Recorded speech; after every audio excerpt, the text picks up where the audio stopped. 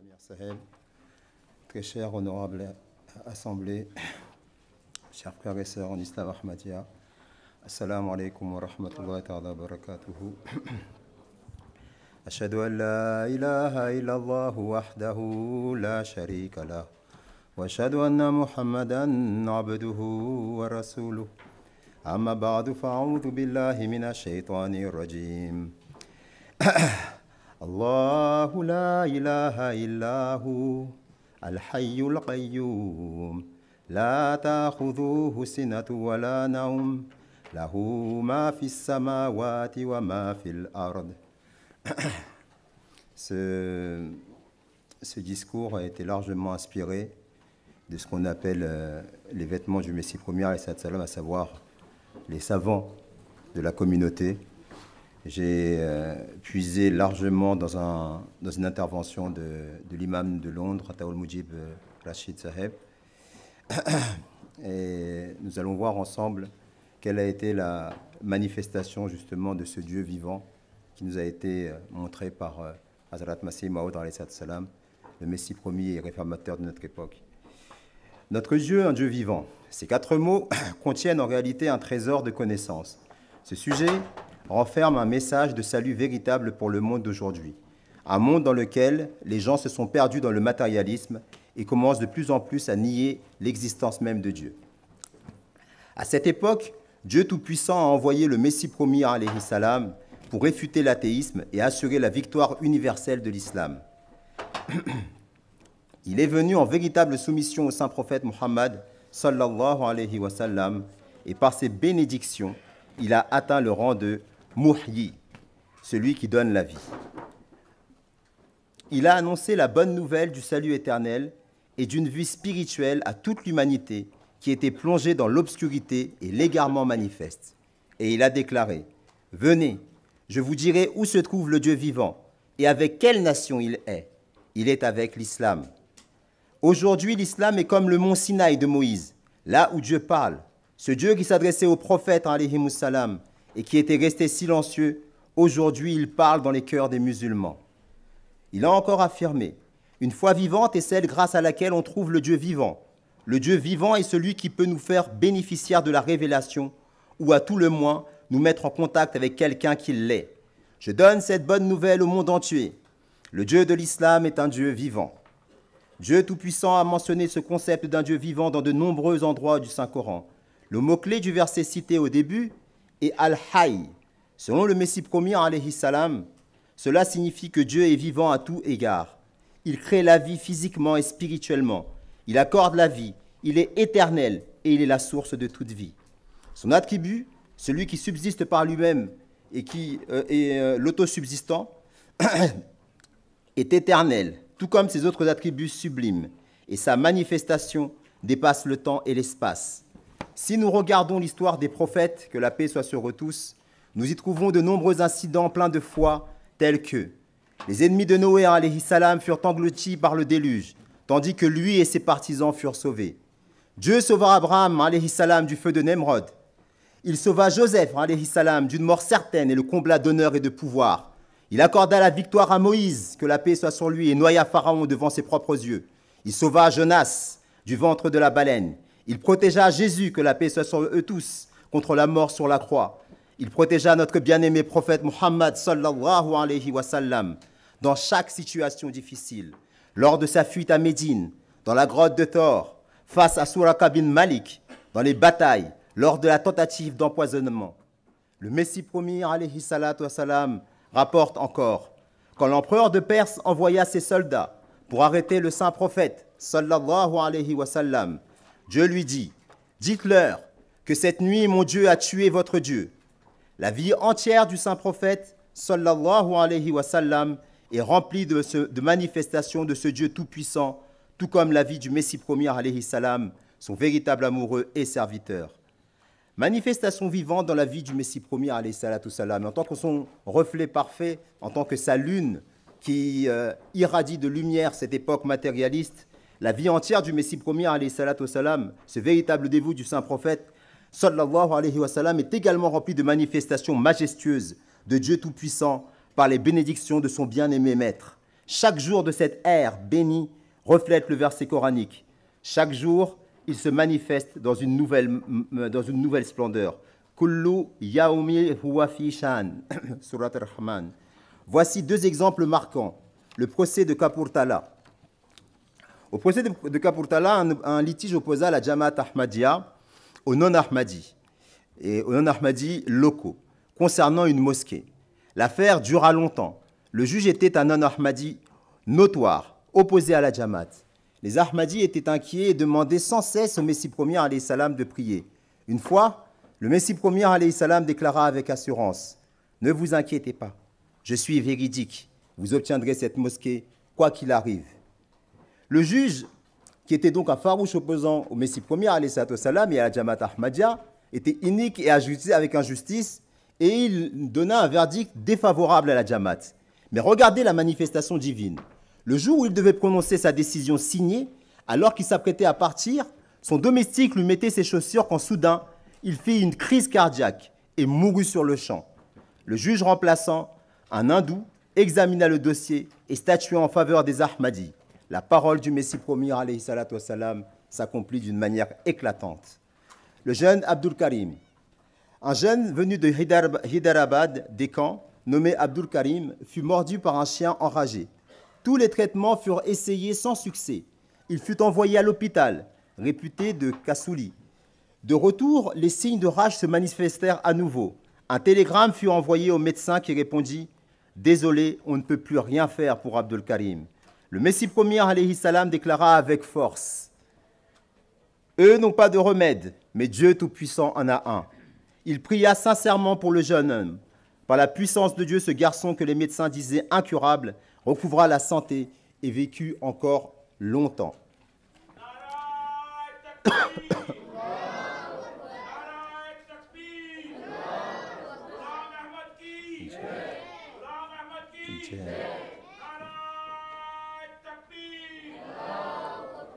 Il y a aussi des manifestations du Dieu vivant dans des moments opportuns. Je vais ici citer une anecdote qui concerne le Khalifatul Masih Awwal, Hazrat Khalifatul Masih Awwal Nuruddin, radiyallahu ta'ala anhu, à propos duquel il est rapporté.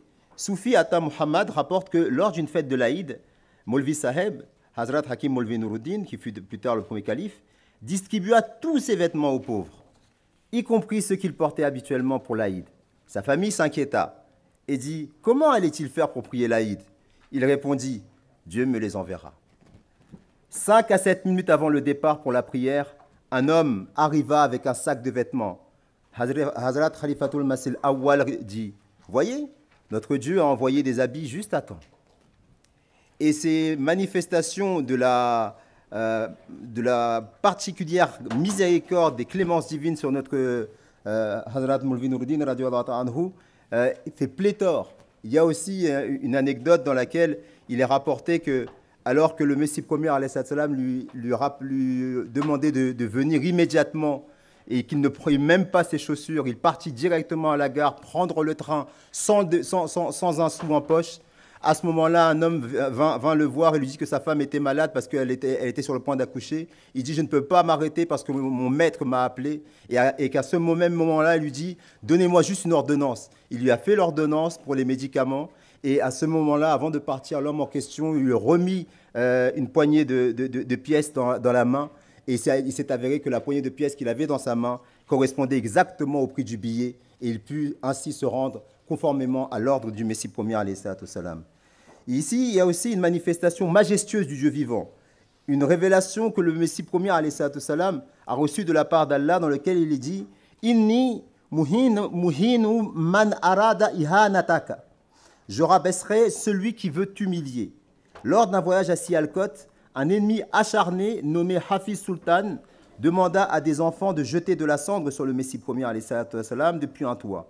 Ils le firent. Peu après, une peste sévère frappa Sialkot.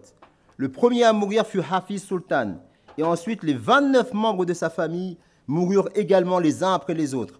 Quiconque tentait de les soigner ou de les laver pour l'enterrement mourrait aussi. La colère divine tomba sur eux. Protection miraculeuse par le Dieu vivant. Dieu est le créateur et le maître des terres et des mers. Voici deux récits bouleversants liés à la mer. Hazrat Mufti Sadiq, radiallahu ta'ala anhu, Mufti Muhammad Sadiq, radiallahu ta'ala anhu, qui fut le premier missionnaire envoyé aux États-Unis, pendant la Première Guerre mondiale, alla en mer Méditerranée. Le capitaine d'un navire annonça « Il y a des sous-marins allemands. Le navire peut être coulé. » En cas de sifflet, tout le monde devait rejoindre les bateaux de secours. Hazrat Sadiq, radiallahu ta'ala anhu, pria ardemment. Il eut une vision. Un ange lui dit « Sadiq, aie foi, ce navire atteindra sa destination sain et sauf. » Tous les navires alentour furent coulés, mais le sien arriva sans encombre à bon port. Le Dieu vivant l'avait protégé. Hazrat Maulvi Muhammad Hussein, radiallahu ta'ala anhu, envoyé à Bassora en 1918, il devait embarquer dans un avion de guerre vers Bagdad. La mission était périlleuse. Il pria. Juste avant le départ, un ordre de dernière minute exigea une inspection. Finalement, lui et un collègue furent retirés de l'appareil. Cette nuit-là, ils apprirent que l'avion avait été abattu. Tous les passagers furent tués. Des signes de protection divine dans les temps modernes. À notre époque, à l'époque du Khalifatul Masih Khamis de la Ben Aziz, le 4 mai 2006, un jeudi, il se trouvait à Nadi, dans les îles Fidji, lors d'une tournée dans le Pacifique. En pleine nuit, on apprit qu'une terrible tempête marine frappait une île voisine appelée Tonga. Elle surpassait en intensité le tsunami qui avait touché l'Indonésie, dont vous savez qu'il a fait d'énormes ravages, d'énormes dégâts. Il était redouté qu'elle frappe aussi les Fidji, l'Australie et la Nouvelle-Zélande. Lorsque Hazur de la Ben Aziz arriva pour la prière de Fajr, on l'informa de la situation. Après avoir dirigé la prière, il resta longtemps en prosternation, implorant Dieu. Puis il déclara aux membres de la Jamaat, « Il n'y a rien à craindre. Dieu nous aidera. Il ne se passera rien. » En moins de 3 heures, la nouvelle arriva. La puissance du tsunami avait cessé. Les journaux locaux parlèrent de miracle, disant que la catastrophe avait été arrêtée net. Protection miraculeuse maintenant par le Dieu vivant. Hazrat Qazi Muhammad Yusuf fut victime d'un attentat en 1935. Mais regardez comment la main invisible d'Allah subhanahu wa ta'ala a protégé ce Muballir, ce grand soldat de l'islam.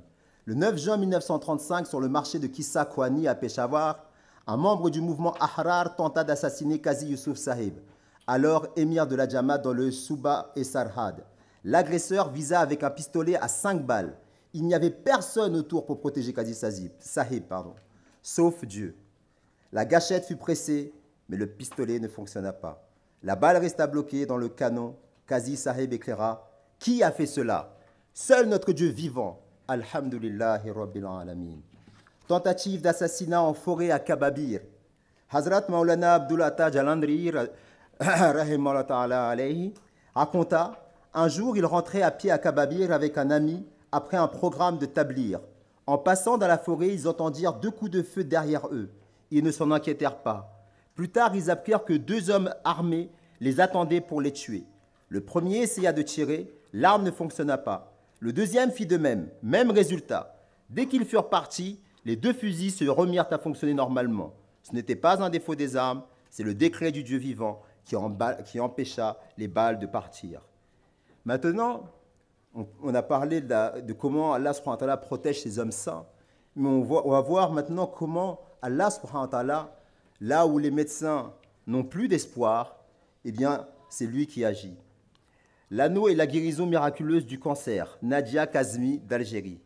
Une nouvelle convertie, Nadia Kazmi Sahiba, demanda à Hazrat Khalifatul Masih Khamis de la Ben Aziz des prières pour sa mère atteinte d'un cancer très avancé. Hazur pria puis lui transmit la bonne nouvelle par révélation. Dieu Tout-Puissant lui accordera la santé et ses bénédictions. Il lui envoya également une bague portant la gravure « Alayhi sallahu bika fina abdahu » que sa mère porta aussitôt. Peu après, les examens médicaux révélèrent que son état était meilleur qu'avant même la maladie et qu'elle n'avait plus besoin de traitement.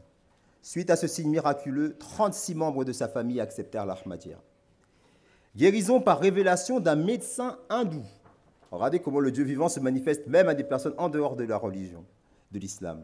Hazrat Munshi Zafar Ahmad Sahib radiyallahu ta'ala anhu rapporte que le fils d'un collègue souffrait de crises épileptiques fréquentes en classe. Aucune thérapie ne fonctionnait. Il consulta un médecin hindou modeste. Celui-ci lui dit « Je ne sais pas encore quoi faire, je vous donnerai ma réponse demain. » Le lendemain, le médecin dit « J'ai vu un livre en rêve cette nuit. Il disait le seul remède à cette maladie est le tamarin, rien d'autre. » Ils administrèrent du tamarin à l'enfant. En moins d'une semaine, tous les symptômes disparurent. Il termina ses études, obtint ses diplômes, travailla, puis lança son entreprise. Cette inspiration divine ne pouvait venir que du Dieu vivant. Guérison d'une mourante, foi et prière du Messie premier, alayhi salatu wassalam. L'épouse de Hazrat Mufti Fazlur Rahman Sahib, radiyallahu ta'ala anhu, après la naissance d'un enfant, elle devint gravement malade. Le Messie premier, alayhi salam, recommanda des traitements, mais son état empira au point de frôler la mort. Hazrat Mufti Sahib, désespéré, retourna voir le Messie premier, alayhi salam, qui déclara « Nous avons essayé tous les traitements humains. Il ne reste plus qu'une arme, la prière. Va, je ne cesserai pas de prier tant qu'elle n'ira pas mieux. » Rassuré, Mufti Sahib rentra et s'endormit dans une autre pièce. Le lendemain matin, il se réveilla au son de la vaisselle. Sa femme, guérie, était en train de ranger les ustensiles. Elle dit « Tu dormais et Dieu m'a rendu la vie. » Le roi du Bénin est le tissu béni du Messie premier, alayhi salam. La femme du roi du Bénin était mourante, malgré tous les traitements possibles. En grande détresse, le roi vit un cadre contenant un tissu du Messie premier, alayhi salam, et se souvint d'une de ses révélations.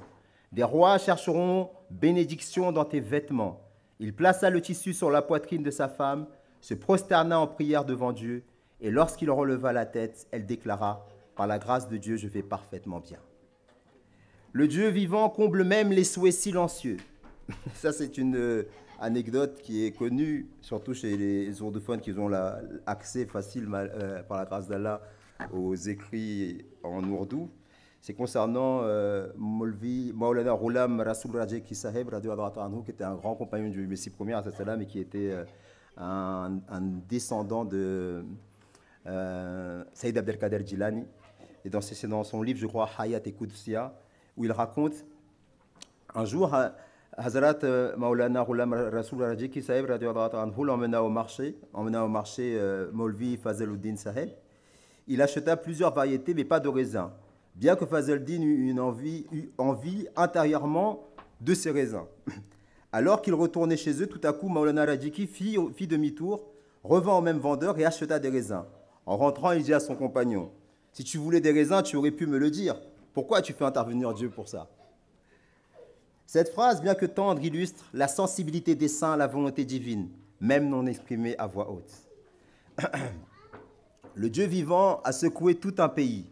Le séisme du Ghana, un signe pour les opposants du Messie premier, alayhi salatu wassalam. Hazrat Maulana Nazir Ahmad Mubashir rapporte qu'au moment où il faisait du tablir au Ghana, un jeune homme revenu de la Mecque répandit une propagande agressive.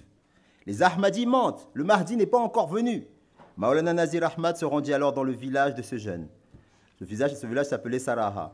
Mais celui-ci refusa de le rencontrer. Malgré cela, une jelsa y fut organisée où il prononça un discours détaillé sur les signes de la venue du Messie premier, alayhi salam. Mais les opposants multiplièrent les troubles dans le pays, affirmant avec arrogance « Si le Mahdi était vraiment venu, il y aurait eu un séisme. Or, il n'y en a pas eu. » Ce défi fut lancé publiquement et il semblait impossible d'y répondre humainement. Mais Dieu, le maître des cieux et de la terre, écouta. Peu après, un tremblement de terre massif frappa tout le Ghana. Les mêmes qui disaient « S'il était le Mahdi, la terre tremblerait » dirent désormais « Le Mahdi des musulmans est bien arrivé. » Ce fut un signe éclatant du Dieu vivant qui agit à son propre moment et secoua la terre entière pour prouver la véracité de son envoyé. Le Navi... Il y a aussi cette anecdote avec un... Abdullah साहब जो नारे लगा रहे थे वो चले गए इतने बहुत ज़्यादा आपने सुना नारा नहीं लगाया आपने कमाल कर दी नारे लगाए नाराए तकबीर नाराए तकबीर हज़रत मोहम्मद मुस्तफ़ा हज़रत मोहम्मद मुस्तफ़ा गुलाम अहमद की गुलाम अहमद की खिलाफत अहमदियत खिलाफत अहमदियत Zindabad. नाराए तकबीर Allah. Comme il ne me reste plus beaucoup de temps, je vais abréger. Il y a beaucoup d'anecdotes qui démontrent la... Oui, je sais, c'est pour ça qu'il y a beaucoup de choses encore à dire. Je vais reprendre quelques anecdotes avant d'arriver à un point très important que je pense qui est vraiment une preuve décisive du Dieu vivant que présente l'islam. Mais avant, je vais encore citer quelques anecdotes vraiment très inspirantes. On parle du docteur Nazir Ahmad Sahib, qui est médecin à bord d'un navire de pèlerins. C'était un médecin qui était dans un navire où il y avait des gens qui partaient au pèlerinage. Et à un moment donné, ce navire a fait escale à Aden. Et il descendit pour faire le tablir. Mais en faisant le tablir, vous savez, les gens qui sont divana, comme on dit, qui pensent qu'à ça, ils oublient même leurs propres responsabilités. Eh bien, le bateau, il est parti. Le bateau, il est parti, et là, il s'est retrouvé dans une situation où tout le monde s'est moqué de lui. Il a dit, mais qu'est-ce que tu fais? C'est impossible, non, t'as raté ton bateau. Et il dit, en plus, c'était grave, parce que c'était le seul médecin à bord du navire. Donc, s'il y avait un problème quelconque, une complication, il était tout de suite visé. Et là, à ce moment-là, il a beaucoup prié, il a prié intensément, il s'est endormi. En rêve, il vit, le navire est revenu. Le lendemain matin, il annonça à ceux qui se moquaient de lui, « Dieu m'a informé que mon navire va revenir. » Ils se moquèrent, ils dirent, « Il est devenu fou. Depuis quand un navire fait-il demi-tour ?» Mais à l'aube, tous virent le navire revenir à quai. Le motif apparent, le navire avait besoin d'un drapeau de paix, obligatoire en temps de guerre. Mais la véritable raison, le décret du Dieu vivant. Maulana Abdul Malik Khan est la lettre recherchée. Un jour, Hazrat Khalifatul Masih Thalith dit à Maulana Abdul Malik Khan, les autorités étrangères ont envoyé une lettre au gouvernement du Pakistan, obtiens une copie et envoie-la-moi immédiatement. Il partit à Karachi pour cette mission apparemment impossible. Là-bas, il passa devant une école qui enseignait l'arabe et vit une erreur linguistique sur le tableau. Il sourit, le directeur intrigué l'invita à revenir le lendemain.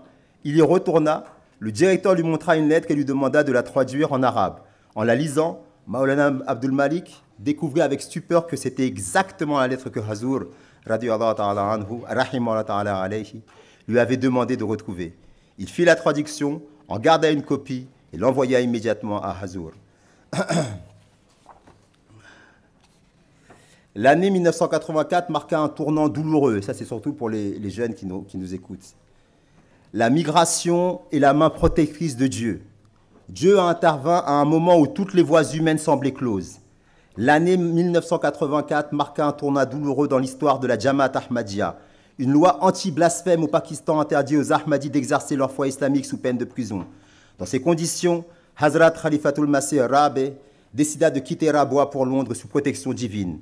Il prit la route en voiture jusqu'à Karachi, malgré les espions, barrages, menaces.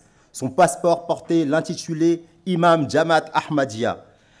Mais le décret signé par le dictateur mentionnait un autre nom, Mirza Nasir Ahmad, déjà décidé, rahmatullahi alayhi. Résultat, les agents ne purent appliquer l'ordre. Aucun contact avec le dictateur ne put être établi à cette heure-là. Huzur, ayadallah, rahimahullah alayhi, quitta le Pakistan sain et sauf. Ce départ fut comparé à l'égir du saint prophète sallallahu alayhi wa sallam et permit l'expansion mondiale de la Jamaat depuis Londres. Le décret céleste du Dieu vivant s'est accompli. L'Ahmadiyya s'est levé, l'ennemi a échoué.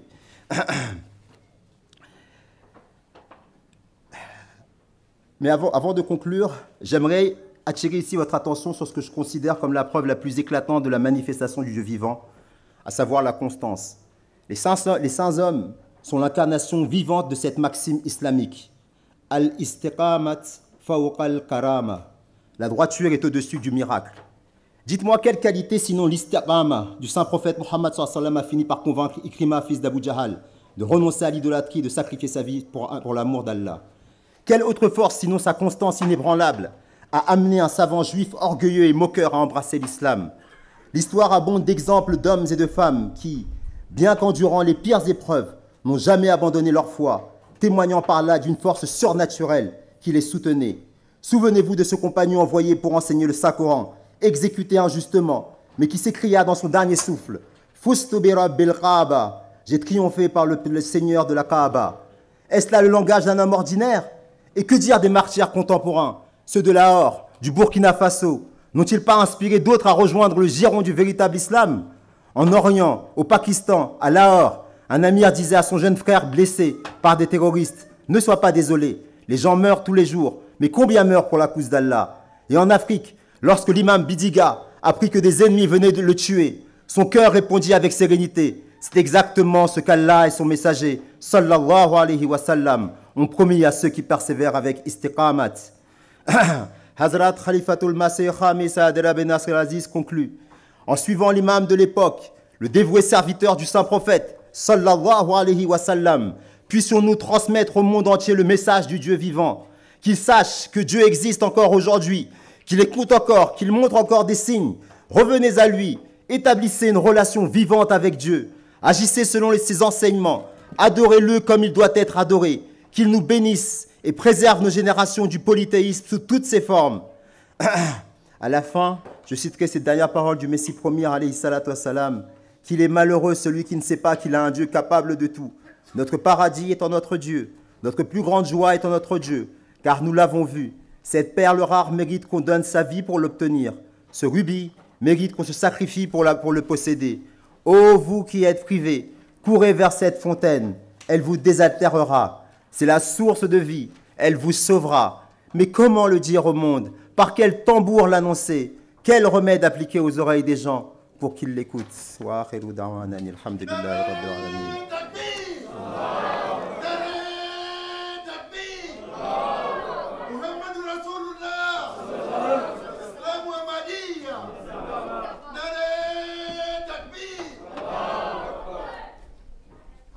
Africa,